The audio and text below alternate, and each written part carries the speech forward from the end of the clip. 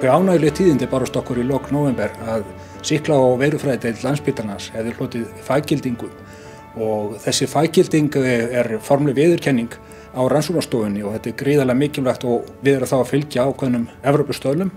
Þessi úttekt var gerð af vegum sænsku einkaleyfastofunnar eða faggildingarstofunnar, SWEDAC. Við höfum verið að vinna þarna ákveðið brautryðjendastarf því við erum fyrsta svona opinbera rannsóknarstofan sem að fær faggildingu samkvæmt þessum staðli fyrir rannsóknarstofur.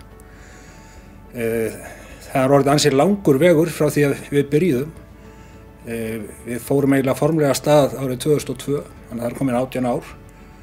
Það er svo mikilvægt á svona stórum vinnustað að þar hefur yfirmaðurinn enga yfirsýn yfir og ber samt ábyrgð á starfseminni.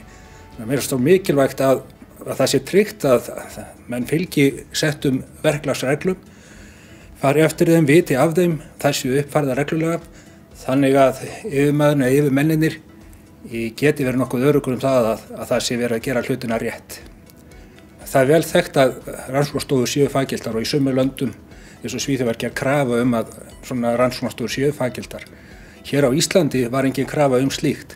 Hins vegar 2-3 árum eftir að við fórum í þessa vegferð þá var það sett inn í sóttvarnalögin að rannsóknarstofur sem væru að greina tilkynningaskylda sjúkdóma þyrfti að vera með faggildingu eða að vera að vinna að faggildingu. Þannig að við höfum fengið tímabundið leyfi með að voru að vinna faggildingunni, þangað til núna erum við komið með faggilda rannsóknarstofu og það eru þá aðrar rannsóknarstofur núna sem eru þá hefur komað í kjölfarið því að mikið af þessari vinnu sem við erum búin að gera gagnast þeim, því alls konar stjórnunarskjöl sem eru þá getur verið sameiginleg. Þannig að nú vonum við bara að það komi fleiri rannsóknarstofur á Landspítalanum sem sigli í kjölfarið.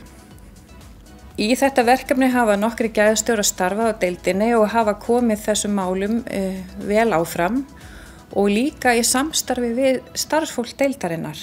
Það er ekki þrautalaust að breyta verkferlum og verkháttum á deild þar sem að öllum finnst í raun og veru þeir vera bara í góðu lagi. Þannig að þetta gekk ekki þrautalaust fyrir sig en í dag þá er þessi fína gæðahandbók deildarinnar orðin til og hefur verið til í nokkur ár og starfsfólk nýtir sér það í daglegu starfi alla daga núna á deildinni.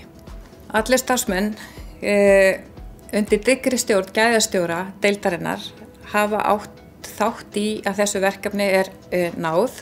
Þessi staðall ISO 15189, hann útlistar kröfur og er það bæði með kröfur til stjórnkerfis og eins er hann með kafla tæknilega kröfur sem það líka uppfylla og þá þarf að byrja að marka stefnu og það þarf að setja upp gæðastjórnarkerfið og þá bæði inn á við og út á við og síðan innleiða það og það þarf að rita gæðahandbók.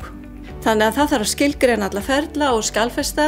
Gæðastaðlarnir eru þá notaðir sem viðmið við uppbyggingu á þessa gæðahandbók og gæðastjórnarkerfinu og gæðahandbók rannsóknarþjónustu, hún byggir í rauninni á uppsetningu á staðlinum.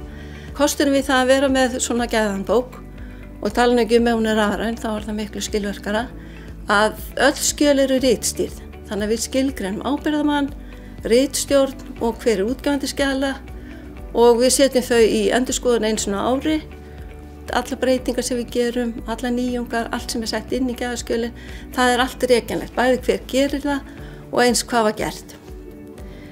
Þegar kemur að sækja faggildingu, að þá byggja þeir á gæðahandbókinni, þau byggja á skýrslum úr úttektum og svo endurskoðun stjórnenda.